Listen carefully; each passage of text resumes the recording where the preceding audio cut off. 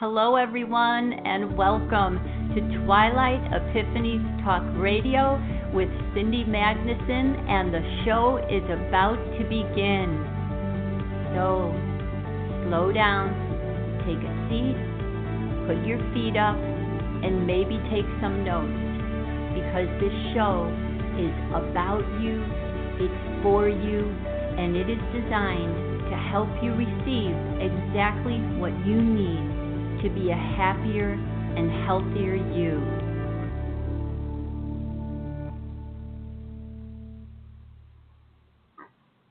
Hello, everyone, and welcome, and thank you for joining me tonight in show number 2 of this series, which is called The Elephant in the Room is Real, What Now? I'm your host, Cindy Magnuson, owner of Source Energy Epiphanies and founder of the TheSEETechnique EFT Plus. And if you would like any further information about the work I do, that can be found at TheSEETechnique.com. So tonight in this series is a discussion on the construct of reality. And what I'm thinking of as going into this series here, in order to change the world around us, we have to remember who we really are.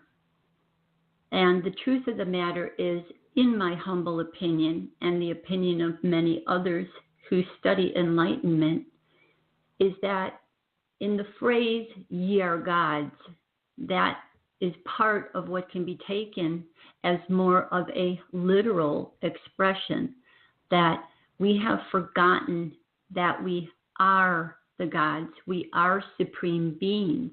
We are that portion of spirit, of consciousness inside these physical vehicles that has much more limitless capabilities than what the current construct around us is leading us to believe. So in looking at the topics that have begun to be presented on how so many atrocities have been taking place behind the scenes in reality. And basically, we have known to a certain degree for a while now about some of them, but as a collective overall, we have generally been persuaded away from even being able to believe, because we are so different than the perpetrators of some of these atrocities with our compassion, that it has been kept from us. So in a way that we have not utilized the power of our beingness inside us in order to affect reality differently. So tonight's talk is not an expression coming from me where I can tell you what reality is and what it on an absolute level, or what even the construct is on an absolute level, because it is to a certain degree malleable per everyone's perspective and own individuated observation. So what I mean by that is, for instance, looking at a global view of the world versus what a potential flat earth or convex bowl shape of the earth really is going, the actual construct can be malleable according to how many people are believing the same belief. And that sounds difficult on one level to comprehend, but if you are an ardent seeker and you continue to work at enlightening yourself and removing the programs of limiting belief that have become this construct around us, and you become more observant, especially of, for example, cause and effect, you can begin to see how it is so that you do have the potential energy to formulate and focus your attention and your thoughts from a particular space within yourself and affect reality. So if we can start to deconstruct, first of all, some of the construct that has been overlaid, a grid system we often refer to as the false light matrix construct, a parasitic type construct that is overlaid on reality. If we can, and when I use the word deconstruct, I almost have to infer that I mean that we tune out of that construct. We stop feeding that construct. Because truthfully, in so many ways, we may not physically dismantle it, but we may take it down or remove it from our reality by no longer supporting it with our energy.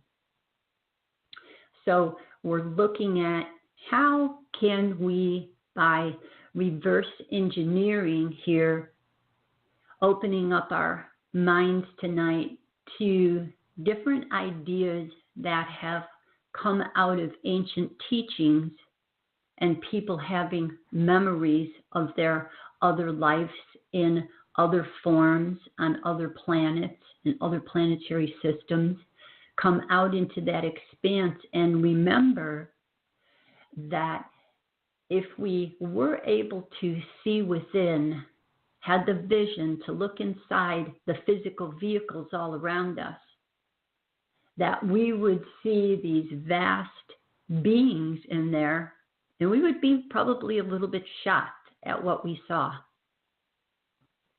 So I'd like to begin with how I like best to teach. So as putting in a theme for tonight, I like to teach with examples that have taken place in my own learning experiences in order to help people to have a construct of how when you interact with reality differently, it can be more advantageous for you to create in a manner that is of a higher activation level. So in my earlier experiences in having an initial Kundalini awakening, a very powerful energy experience, a second one that happened over 20 years ago already.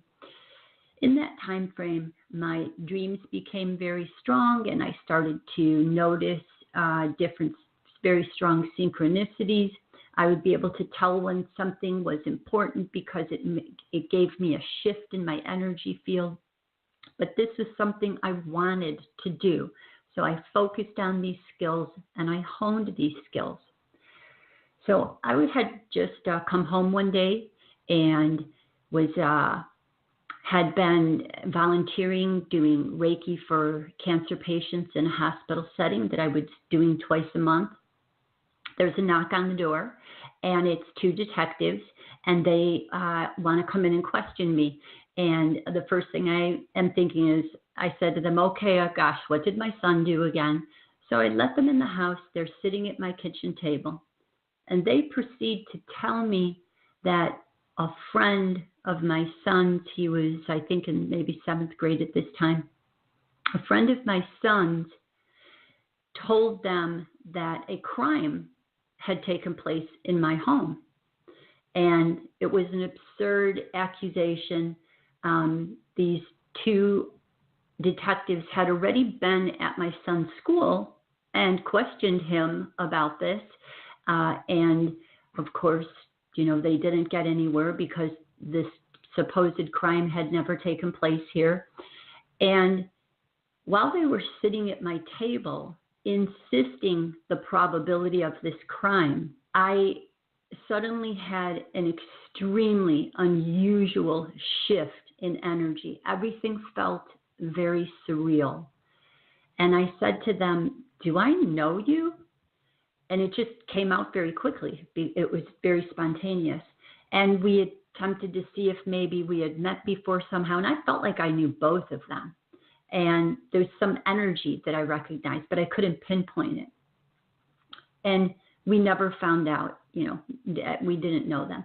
So at the point where they were not listening to me, that, they were completely wrong, that they needed to go back and find out where this crime did take place, they were not listening at all. And I just simply said, well, now it's time for you to leave my home. So there was still an investigation after this until, my home was cleared. And in this time frame, my thinking was, I know that I'm innocent.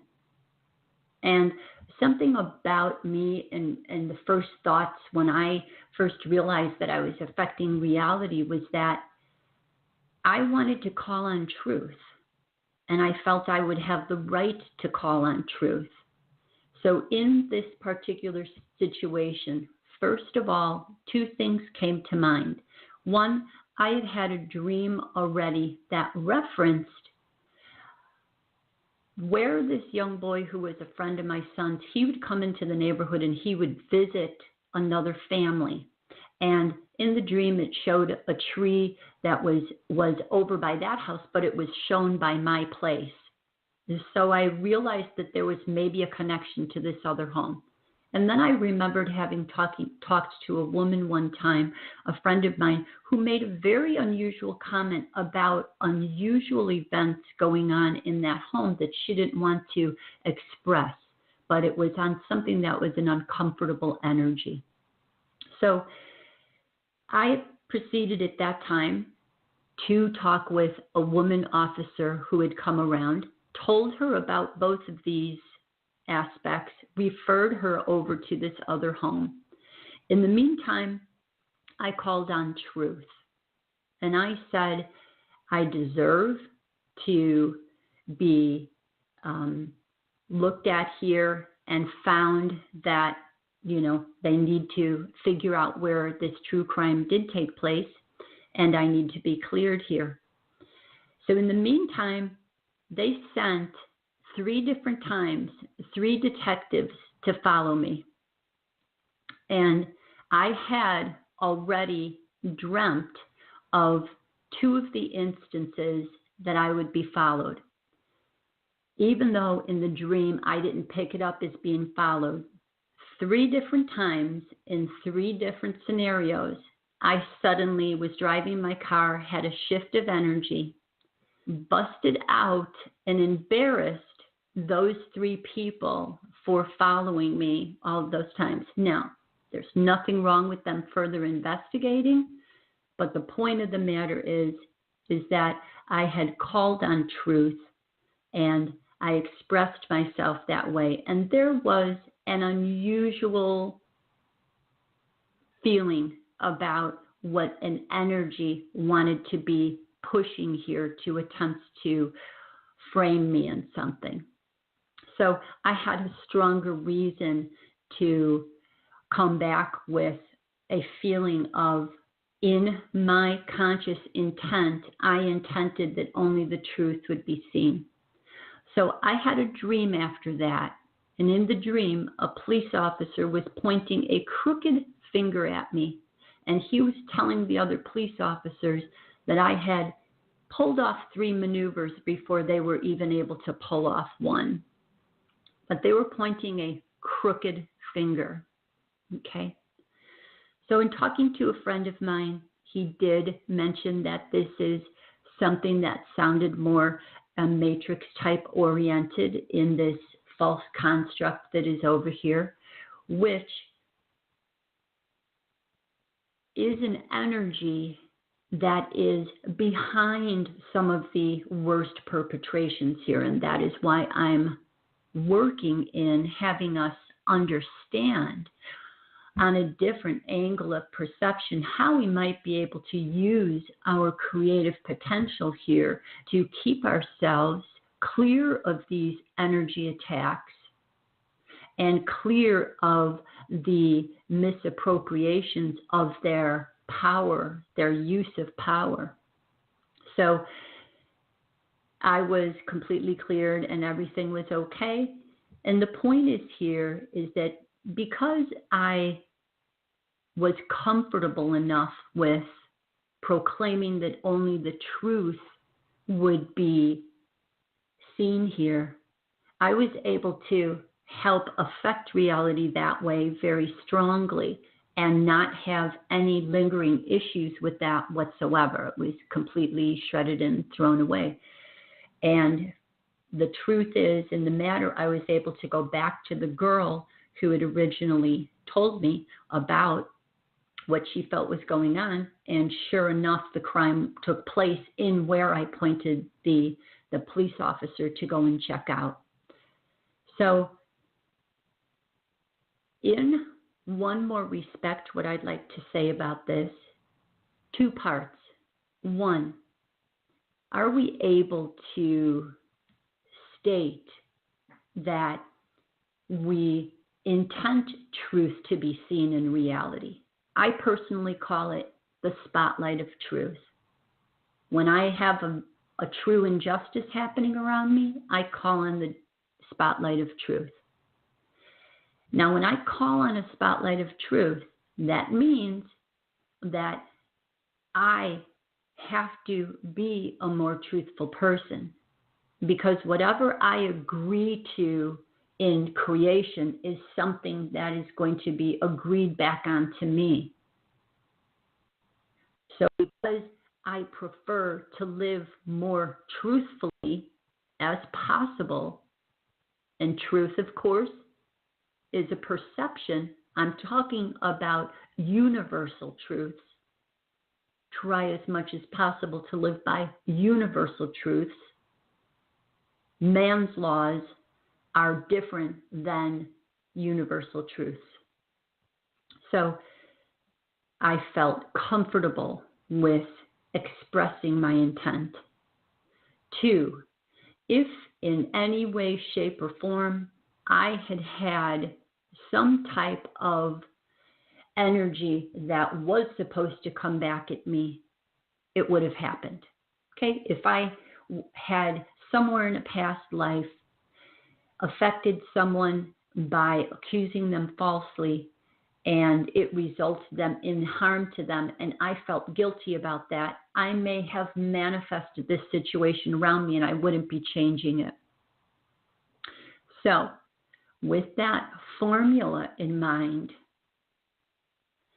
can we work with reality in a little bit different thought processes than what we normally are finding enlightenment is used for?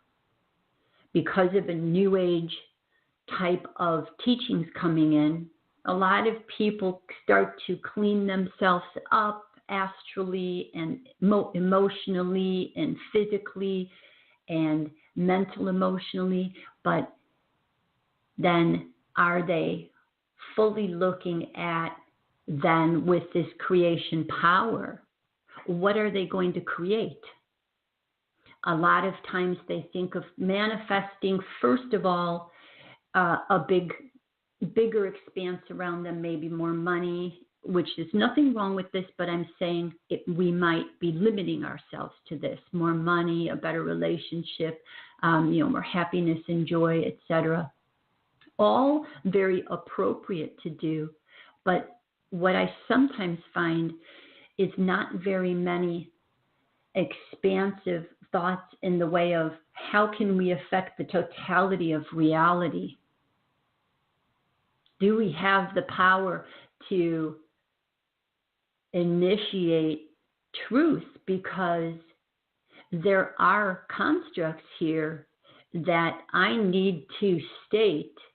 I do not agree to a particular construct taking my free will away, which means that I may have to express myself a little bit more strongly with the spotlight of truth, that such and such construct is a violation of my free will. And can I stand in that place strong enough For example, what if it becomes something that's happening in the schools is vaccines? If you are a proponent of not using vaccines, and truthfully, it cannot truly be over you, and where you must take the vaccine because you have an option still in certain places where they won't let you into a school situation. Some other places you can go into the school situation and with your children and just have a note. Other situations you have to homeschool. And of course, as we know, there's still an attempt to move into homeschooling with vaccinations. Now, if you are someone who doesn't believe in vaccinations because you have a higher awareness of what's truly happening there, in my opinion, how do you protect yourself from that? Do we have the potential to call on a spotlight of truth? Okay. Now, again, I'm expressing my opinion here of working with reality, but I feel very comfortable with being in a neutral, non-attacking, 0-point centered point of perspective and saying, I have the free will to live in truth here in universal law, that the construct of a vaccine, in my opinion, is against my higher universal freedom. So I will leave that open to those of you out there who want to look into a more creative space with how we can, when we are awakening, use our thought processes in very simplified spaces of creation and observe a different reality. I chose to observe that the truth will be told. I choose to observe that I can live here in this reality without being forced to receive vaccinations of any kind. That's my choice, and I have the free will to choose that. And I'm choosing outside of the construct and the false construct. And the truth is, what I believe, it has to abide by my choice. But what has taken place is that we have inadvertently forgot that we can observe reality in this much more powerful space. And I will say that in listening to other very expansive minds, of which some of the information that I'll be talking about tonight has come from leaders in the field that I've enjoyed listening to very much so, that his belief system also is that once we connect into universal law and stay with that, the matrix construction that we'll talk a little bit about here tonight cannot have as much of a restriction on us. Okay? So, I'd like to give a pictorial image of reality that is not potentially the exact way that reality is truly operating, but sometimes it helps to have an image. So if we go back, because what I want to do here is we have, first of all, I'll say, many of us are under, have been under, were under a belief system that there are 3 planes of reality: heaven, earth, and hell. And with some other little bits of planes within there. But generally, those 3 planes of reality were what our choices are. And those choices are limiting. They are not complete truths. They are part of the false matrix construct that's been laid over true source reality. And what we want to do is expand ourselves and remember back to what we still have as a holographic representation within us, still similar to a phantom limb within us. We still have that etheric umbilical cord back to true source reality, but we have to remember it. Like we have to remember our true power, we have to remember our true connections.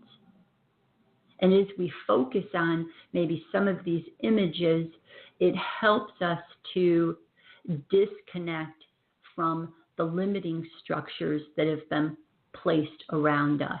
And of course, very many people here already are very expansive and working through this areas, but for the sake of anyone coming in and listening, I like to sort of start back at some of the basics and work in some higher understandings through that and concepts. So if we take a central space of source, a point, and that point expands all the way outward, that point is like a seed that grows in the darkness of the earth. And in that dark space in the earth, it grows downward and grows roots, and it grows upward through a stem that is gaining in girth, and a stem that is going upward into the branches of the tree. So a lot of times this is what is a type of a picture, the universal tree, the tree of life, that is what is viewed as being how the energies of creation first branch out.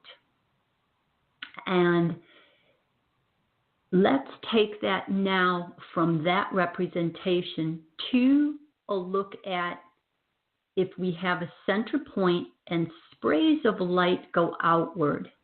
We sometimes refer to this as the exhalation of source. So source is exhaling. So as source energy exhales, points of light spray outward and form concentric circles. And each ray of light hits a point on a concentric circle. And each concentric circle is a plane of reality.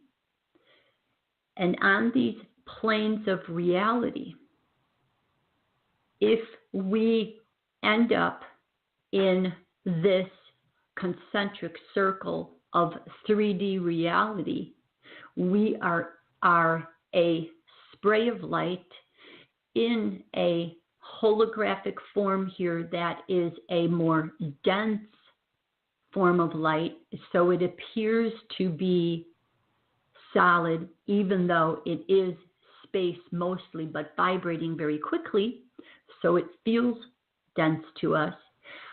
But if we turn and look back, as if we were turning and looking to the sky, we see all those sprays of light, and one of those sprays of light, the star in the sky, is us. And we are on one of these concentric circles. So we are both the point of emanation that we came from, and we are every point on each concentric circle that's related to us at this time. And the path between that central point in here is a point that can go up and down. But in order to move from one concentric circle to another, it must be in a point where it is chosen to move to a new experience. And in a sense, that movement is through a different form, through a different womb. So what's been kept from us is that we are part of these different planes of reality where we have lived different forms. As spirit, we have been in etheric forms that are different universes, different galaxies, different constructs, different types of forms, different types of geometry. However, when we get to this third dimensional reality here at Earth, what has happened here is that part of the construct here wipes our memories clean, and we don't remember our connections to the greater expanse of who our totality is. And in this space, not only are our memories wiped from us, but a suggested belief system at this time has been placed around us and is keeping us from being aware, has been more so, of our greater powers and abilities as supreme beings.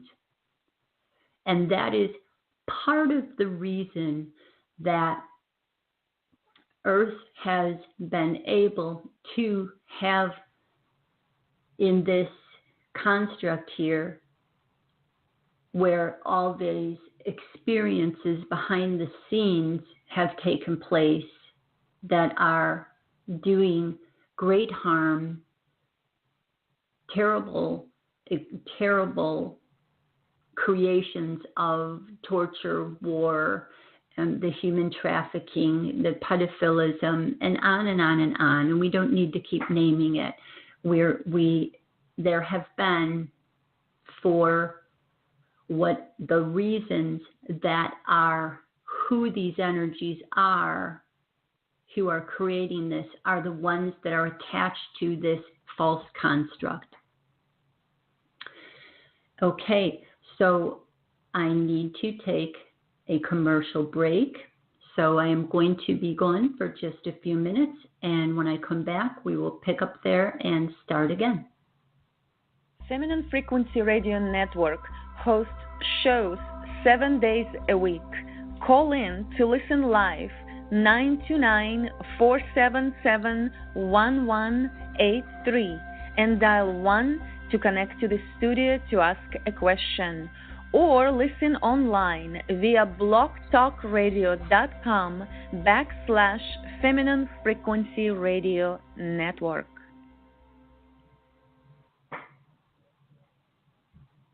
Organic Frequency Radio Show is 1.5 hour live chat with Stephanie and Oksana and their lovely guests about the nature of existence and holistic way of living here and now, and perhaps even after. Join us every Monday at 6:30 p.m. Pacific Time. Call-in number to listen live is 929-477-1183, and to ask a question, press 1 to connect to the studio. Our guests share their stories and walking path of their healing, along with services that they have developed and packaged for the rest of the world to experience and benefit from.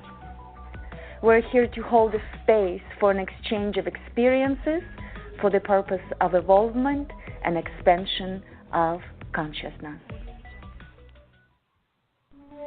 Hello and welcome. You are now entering the corridors of Twilight Epiphanies Talk Radio with your host, Cindy Magnuson, premiering Thursday evenings, 7 to 8:30 p.m. Central Standard Time on Feminine Frequency Radio Network, You are invited on a talk radio journey to the center of self. Join us as Cindy guides you, the listeners, in sensory and perception upgrades where revelations and golden epiphanies pierce the veils of illusion. Don't miss this opportunity for your next dose of Twilight Epiphanies. Okay, everyone, hello and welcome back. So we're continuing this discussion on the construct of reality. So we're going to look at how potentially did this imbalanced, discordant energy construct manifest itself here. And there are varying theories that I have heard, even varying theories from listening to the same speakers. And I'm going to just express those theories, not because we can determine if they are valid or not, but just to observe a pattern. Okay, so I'm going to look at potential energy patterns that have taken place, because when we have a little bit better understanding of the energy patterns of creation and how something might have happened, it helps us to get away from it a little bit easier. So there are theories on the first androgynous type being that was here on Earth that was called Leb. So this is more of a female type being because it had a womb, and it's more in a slight animal form, but it is more of a female that can create replications of itself. And there are a couple of different stories that have come off of this. Sometimes you will hear that Leb at some point decided to create a form by using a tone, and because of using that tone, it created something that was more either didn't come through a womb and just manifested there, and because it created what was called a Yaldabaoth being, this being then, without being born of a womb, didn't have that warmth and that love and that compassion to connect to that motherly source. And then from there, Yaldabaoth creating this sort of disgruntled space because it didn't feel connected, and creating beings after itself. Other than that, one other theory that relates to the feminine side of it, and that is a theory that John Lamb Lash talks about in his Gnostic studies, is that Sophia is, as an aeon, is dreaming, and she dreams to create here without consulting her counterpart. So she creates without consulting her counterpart. She creates a world, and then she falls into that world. Now, so on the other side of the story, sometimes you are hearing the story that once there is a male energy here on Earth, at some point that male energy is jealous of the feminine energy that has a womb, and that male energy begins to construct beings and bringing them into the earth here that are not created in a womb. So they're created artificially. And in that space, then again, you have a male energy that is disconnected from the original source womb. And the themes that come out from these potential beginnings are that this disgruntled, discordant energy then wants to know itself as the whole of Creator. So it wants the recognition of being the whole of Creator, but it is a disgruntled, more imbalanced side of Creator. And it's disconnecting itself from the true feminine womb source place. Now, no matter how we decide to look at these beginning creation stories here, and this is just a part of a potential story. It's not even looking at, the creator beings getting together and dropping their etheric bodies and formulating physical planes here. So that's another story that we could get into, but we're going to stay with this section of the story here. So when we're looking at it, the point of looking at whether it came from a feminine or a masculine side is not even necessary in my belief system for us to debate on or try to figure out which is true. In the big picture, more than likely, because I would more tend to believe some of the people who say that human type beings have been on Earth for millions of years already.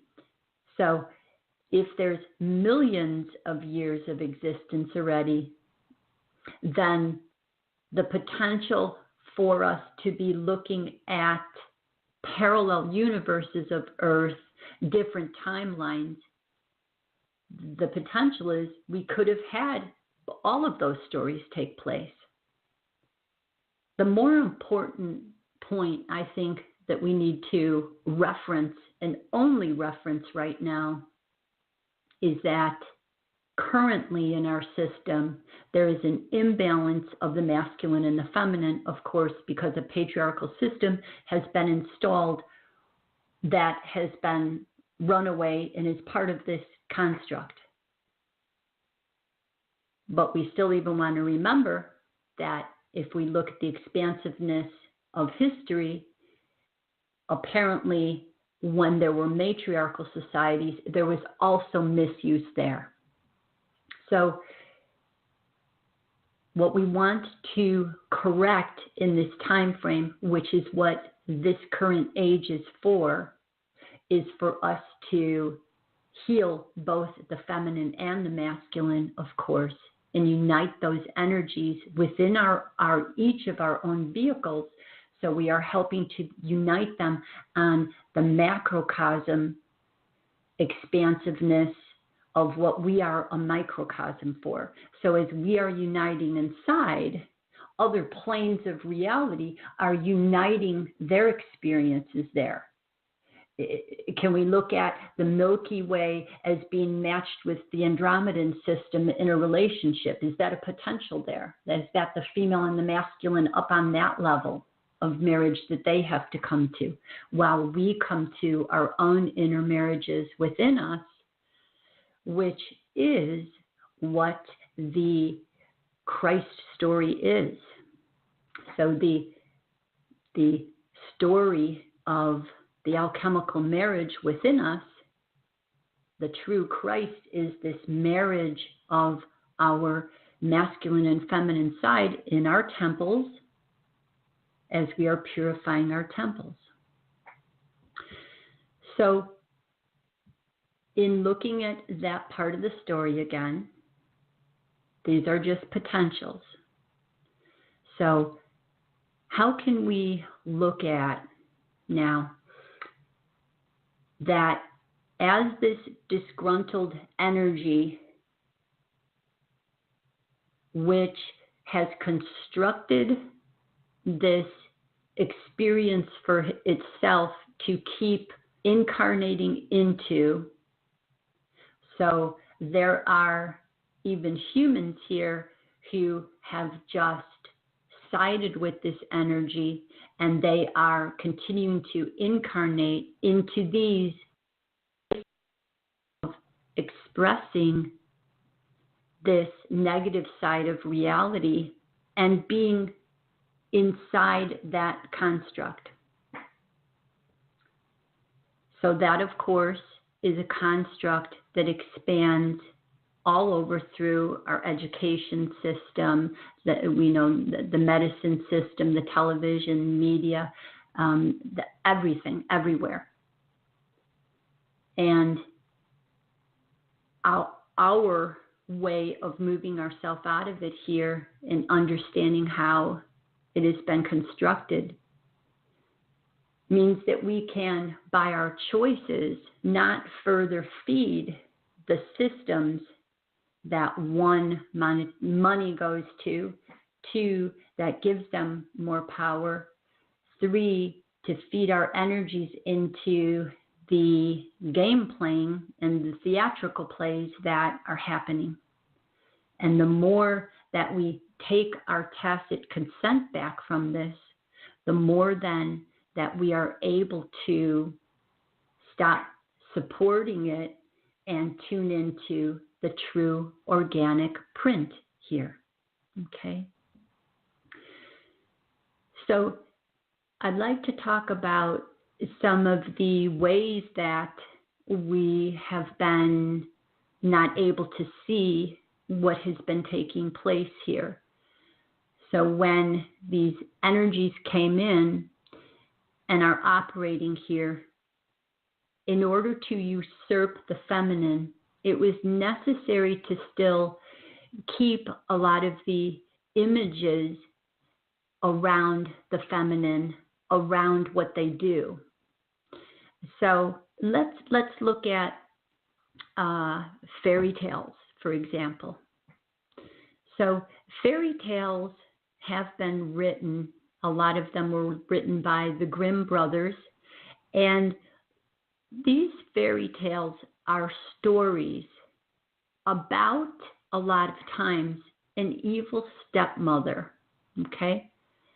Not only do we have Disney films that are killing off a parent, in probably more than 50% of Disney films is something where children are going to be fearfully watching because a parent is gone, like in Nemo, in Bambi, a parent is killed off. In the fairy tales, you have the evil stepmother, okay? Who is the evil stepmother here that they're talking about?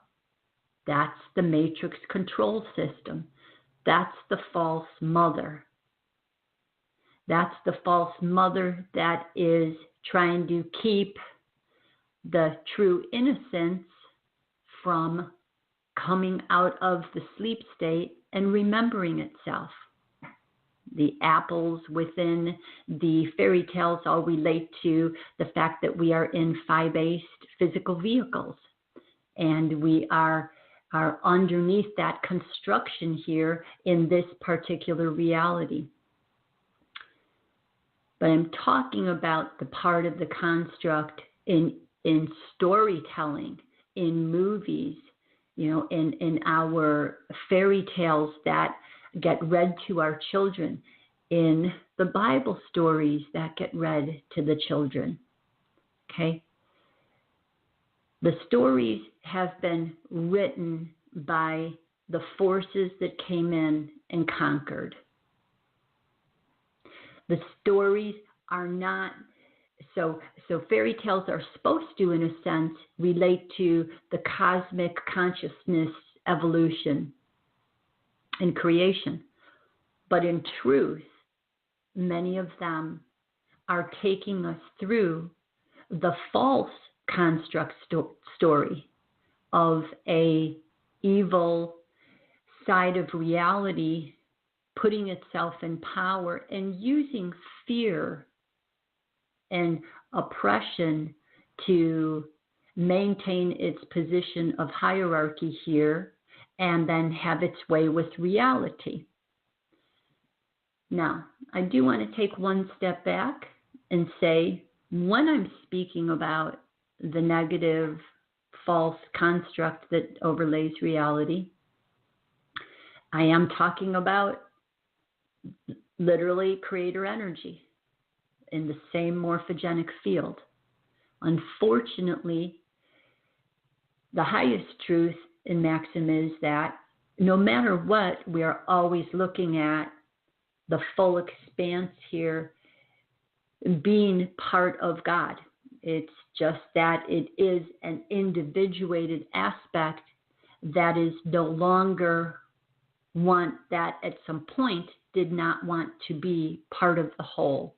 And for whatever reasons, there still are other stories of potentially why, this is taking place. And so in this construct space, we do want to have understanding for its creation here, but not to give it an excuse. So it is a system that has run away with itself. And I always find that we sometimes don't have the strong conviction in ourselves and trust in what we see to be truth, to stand in that truth and make a reference that says that in observing what's taking place there, it simply should no longer need to be part of this construct. And that is the firm place that when we are enlightened and we have a pure heart and can see truth in the way that I can hold a space of understanding for you, how you were created. And I don't need to have it in my mind to revengefully get back at you or vindictively get back at you for what crimes have been perpetrated that are hurting my heart here. But I do have the right to observe the imbalance for what it is, and that it should no longer be continuing, and that it is in the best interest of the perpetrators to find their way back home. And I'm not in my mind putting the idea out here that their construct can be totally taken down, because the reason it's still standing is because it's still being fueled for something, meaning that there are still beings who either want to be there or believe they need to be part of it for whatever reason still to express something, even if it's the fact that it's the polarization gone to its extreme point. So once we are at that exhalation, now it's time to inhale. We turn, we look back towards center point, and we remember the way home. So along the way here, our best way to observe and help to give understanding to this place.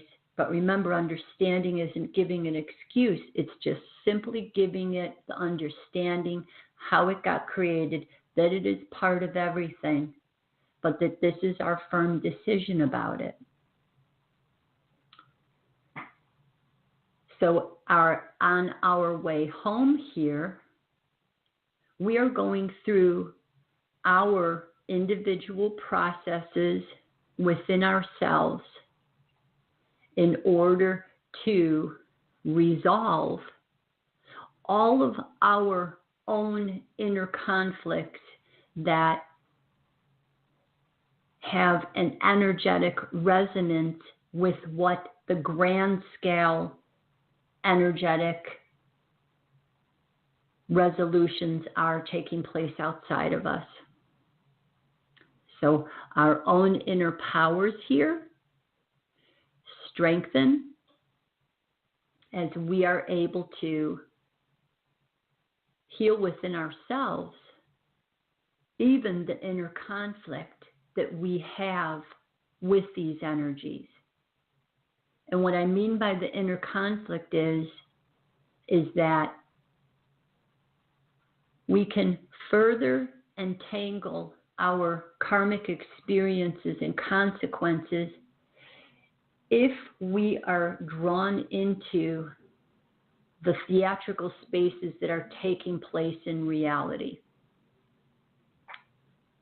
So, for example, when you observe an event like 9/11 and become enthralled in us going to war immediately, which resulted in civilians, millions being killed, innocents, we get drawn into giving our energy to these places because we are not awake enough to see this false construct around us. And it's so heightened right now that how many people saw buildings drop down in what we've seen are controlled demolitions. A third building dropped that was never hit by a plane, and people don't even remember that a third building just dropped. But the power of illusion is so strong coming from the false matrix construct that we were able to almost unanimously be sold a completely fabricated story of what happened, even though our eyes saw something completely different. Very many of us, and awakened at that time, had dreams that showed the truth that was happening. So the importance of it, of pulling out of this, is expansive. So further of, as we're moving through creation here, the construct that's false here has a hold that in a particular space is likely going to stay there and continue its own version of itself. And we have the opportunity to move away from that and experience a reality. I'm not going to say how that's going to work. I really do not know for sure how that may play itself out. But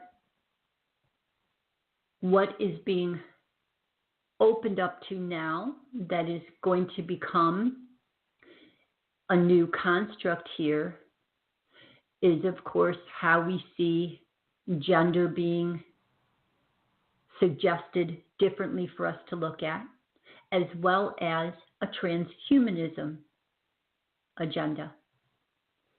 And when we look at that, we can determine on one level from our senses of compassion that in the gender situation, those of us who have studied that because of the chemicals that have been going into our physical vehicles, that has interfered with the normal organic process that takes place, that the right consciousness and soul gets into the right physical vehicle. And nonetheless, we are going to be very compassionate towards individuals who find themselves in situations of having been misplaced, okay? And yet, we are very aware that this is part of the fact that when we are coming to unifying our inner male and female into one being within us, that is very similar to us returning to, in a sense, almost like our androgynous self. And this is a little bit of an attempt to eschew that androgynous self there. Very many people might not be aware that the elite have generally switched genders of their children from birth on for a very long period of time now. So behind the scenes, what has been going on has been very, very different than what we can imagine reality, for what we live in. So that world is run very differently than from what we know. So it is time here to take another commercial break, and I will be back in a few minutes. Feminine Frequency Radio Network hosts shows 7 days a week. Call in to listen live 929-477-1183 and dial 1 to connect to the studio to ask a question, or listen online via blogtalkradio.com/Feminine Frequency Radio Network. Organic Frequency Radio Show is 1.5 hour live chat with Stephanie and Oksana and their lovely guests about the nature of existence and holistic way of living here and now, and perhaps even after. Join us every Monday at 6:30 p.m. Pacific Time. Call-in number to listen live is 929-477-1183, and to ask a question, press 1 to connect to the studio. Our guests share their stories and walking path of their healing, along with services that they have developed and packaged for the rest of the world to experience and benefit from.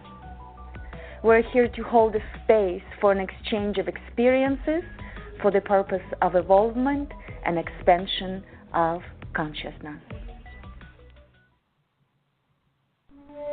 Hello and welcome. You are now entering the corridors of Twilight Epiphanies Talk Radio with your host, Cindy Magnuson, premiering Thursday evenings, 7 to 8:30 p.m. Central Standard Time on Feminine Frequency Radio Network. You are invited on a talk radio journey to the center of self. Join us as Cindy guides you, the listeners, in sensory and perception upgrades where revelations and golden epiphanies pierce the veils of illusion. Don't miss this opportunity for your next dose of Twilight Epiphanies. Okay, hello and welcome back. So let's go back to looking at the physical vehicles that we are currently in. So these physical vehicles, according to people who have looked at ancient writings, have determined that the physical vehicles that we are in are not the same as the physical vehicles we first were in here. And they have been genetically modified in a way that has disconnected us from more of our memories, especially in the way of where we came from and what other different experiences we each as souls may have already been connected to. So these physical vehicles have been altered from what they originally were. And according to those stories, we hear the word extraterrestrial or interdimensional aliens, okay? Beings on other planes of reality. There are stories about a lot from the Palladians who talk about their reptilian connection to us. So there, first of all, when we look at, we can go to a time frame of the great cataclysms And in that time frame, we were already very advanced. So if we're looking at the time frames of 12,000 years ago, for example, and great cataclysmic events, earthquakes, floods took place. We historically can see that from the geology here, that those were truths. So the cataclysmic events that were related to in the religious and cultural beliefs can all be verified. So in this time frame, a general theme of stories is that those people who could get to underground safety or up higher in the mountains were able to be safe, and humanity scattered all over the place. If we potentially maybe are looking at going back to the time that there was an Atlantis here, and that was potentially more of the end of the matriarchal cycle, and that disassembled itself there in these cataclysmic events, and the survivors who had it rough sort of downgraded a little bit, and then these people who went underground or up higher levels and already had their technology with them, then at some later point emerged from that and came up and appeared as gods to the people.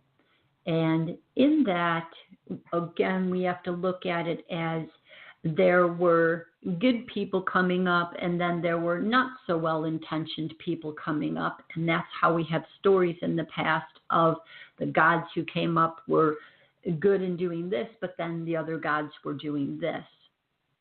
So obviously to the general population that was above ground here that survived, these people were more advanced. And or then we have extraterrestrial vehicles apparently coming here. Now that's a little bit more difficult to determine whether that is a potential truth on some certain levels.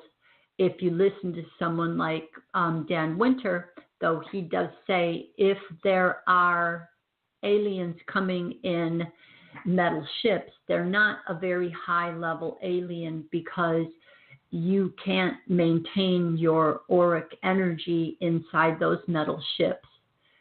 So where they're coming from, and if we look at more of the current data out there that says that it's not even possible to go where we believe is going out in space because there is more of a firmament that keeps us more enclosed in this space, and that we aren't actually visiting Mars out there or the moon out there, but that what we see in the night sky, and going back to what I was talking about earlier as points of light on different concentric circles, when we turn and look back to center, we see those points of light.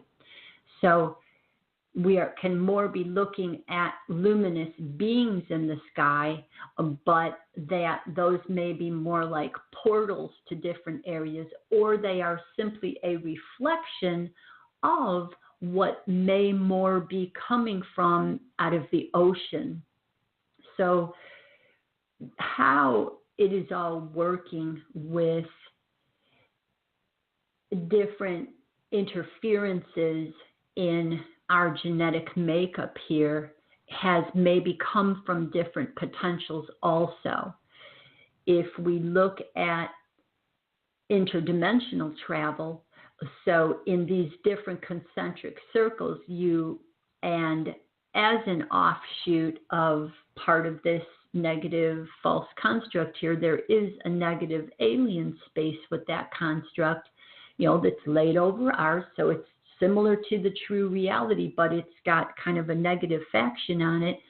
And those energies are very high tech, and they're able to come through using high tech portals. They can open up portals and gates through reality, and they are able to travel interdimensionally, come into our reality. A lot of and beings that they have humanoid bodies that are similar to ours. Those would be something like the Nordics and the Palladians, and they have mixed their genetics with us.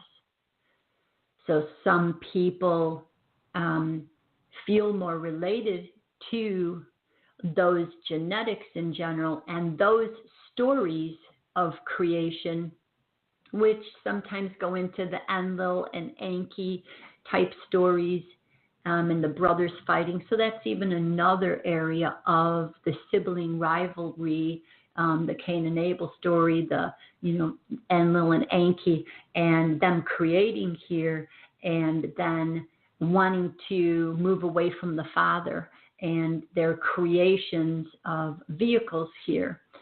So that is how those experiences happen. And if you wipe out those memories of us, that's why we feel discombobulated and confused many times, because we don't remember or understand even why we are drawn towards certain spaces. So we are a big mix of a lot of different beings and influences here. And the truth is, in the big, expansiveness of what reality is, we can go back through these central womb spaces and go to all different kinds of universes where the universal laws are completely different than here. The geometry is different. The forms that we take on are different. The ways of living are different. Some of these universes are like ours, and they're more negative right now at this time. Other ones are very positive, and some are mixed. So there's a big variety of what is taking place in the whole totality, big picture.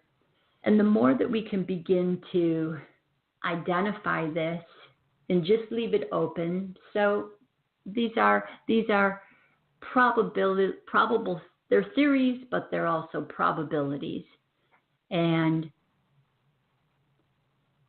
whatever perspective, for example, that you choose to focus on is what your reality is going to be.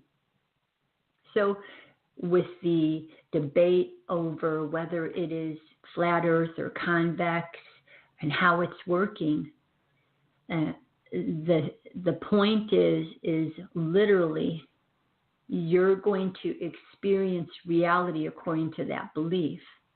I tend to prefer a more convex, bowl-like space and looking at it as the ice walls around us represent an infinite expanse of water around us, and we are able to both infinitely go up and infinitely go down.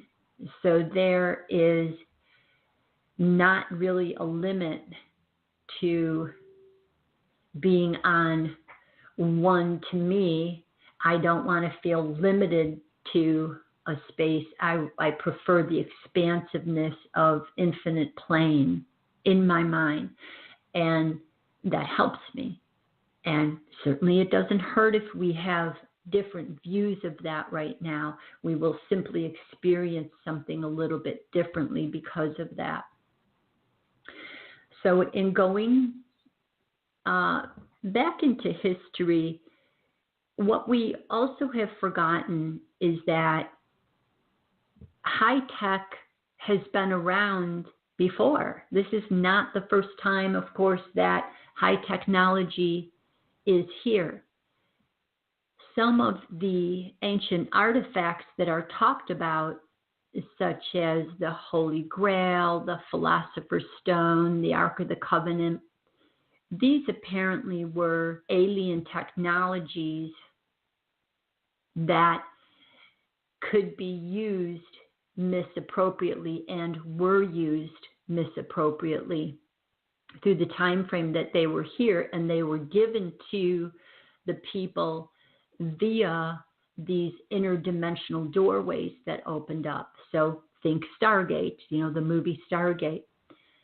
So when we imagine the past, even if we talk about the time of the Cometans, we don't think of these different time frames as having technology, but there was technology. And that's what we don't remember. So if we look at the fact that CERN exists right here, right now, which is kind of potentially interfering with our timelines, well, there's been a CERN machine built long before this new one was built, and it operated here to sort of make our reality mixed up at times. So we have to even expand to the fact that there can be inserts into reality with this technology. There can be time frame resets that we don't even understand happens.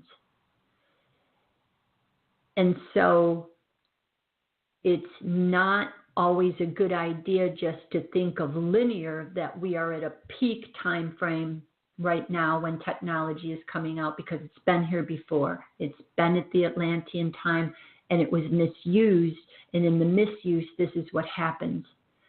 So history repeats itself over and over again until we wake up and realize what's going on and pull ourselves out of contributing to a false way of living, a limited way of living. And a lot of the ways that we get usurped is that the energies that are doing the usurping mimic the feminine. So they wear robes, they wear wigs, they put feminine terms around themselves, everything. And what I'm getting to is that then the transhumanism space, which from what can be determined, because it happened before in reality, it's going to happen again no matter what. There will be many of us who don't choose to participate because we would prefer to experience the full totality, like think Wim Hof, of what we could become without having to do it through technology. So technology right now is literally a mimicking of what we can do with our own spiritual abilities here. And the more that we give our power away to machines, the more that we connect into the mentality of the machine. And that, of course, is going to have a large area of concern and warning with it, because we already can determine, in my opinion, that once neural implants, if Ray Kurzweil gets his way, the futurtarian man, if he gets his way, everyone will be plugged into their computers by, what did he, predict, 2025, and everyone will have to have a neural implant, or else you will be out of the circle. That's their wishful thinking. Now, why would a man who is usurping reality already want people to become more advanced? What would that serve him? So I think we better think very carefully about the plans for microchipping people and putting neural implants in, and think about the potential for what kind of hacking can be done. The fact that is not in balance with the energies of your physical vehicle, and the fact that there may be programming put into this that you don't understand. And in a sense, you're becoming less sovereign of an individual. But there will be types of enhancements that very many people, and sometimes imbalanced people, will want to experience. So again, there will probably be no stopping these, and it's going to, live in its expression as a different way of life, and that's simply going to be a choice. But for those of you who, one, if someone just needs to hear it as a seed to come back in the future, or if someone may need to hear it so that they think a little bit more clearly about it, to understand that we have tremendous power within us, and it's just been kept from us. So to utilize right now the fact that with every activated person who turns on those DNA portions of themselves and sends that vibration out in reality, and we are in resonance with that person because we're either hearing them talk or we're in the vicinity of them. We hear them say something more enlightening and it sparks something in us. We open up more of our potentials that way and activate each other through one person activating and that person activating others. And this is how resonance works.